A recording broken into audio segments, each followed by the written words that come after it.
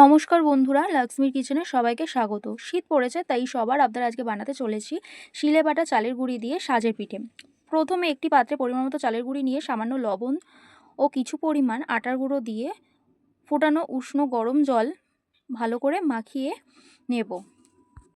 সেই মাখানো ব্যাটারে সেই গুলে রাখা পাতলা ব্যাটারটা গরম করা তেল বুলিয়ে রাখা গরম সাজের সরার ওপর হাতা দিয়ে সেই ঢাকনা দিয়ে ঢাকা দিয়ে দেব।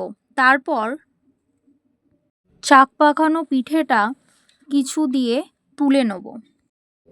সিদ্ধ করা পিঠেগুলো ফোটানো দুধের মধ্যে আস্তে করে দিয়ে খানিকের জন্য ভিজিয়ে রেখে দেবো এবং ভালো করে ভেজানোর পর দেখা যাবে সেগুলো ভালো করে ফুলে গেছে এবং সেটা ভালোভাবে পরিবেশন করব এবং তার সাথে কিছু শুকনো পিঠে ওপরে ঝোলা গুড় দিয়ে সবাইকে পরিবেশন করব। আর আমাদের এখানে তৈরি হয়ে যাবে দুধ পিঠে এবং শুকনো সাজের পিঠে।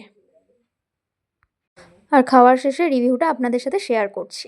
দেখে কেমন লাগলো? খুব ভালো। রিক শুয়ে পড়েছে, রিক ঘুমিয়ে পড়েছে। আমারও পিঠে খেয়ে খুব ভালো লেগেছে। কালকে দুধ পিঠের জন্য অপেক্ষা করছি।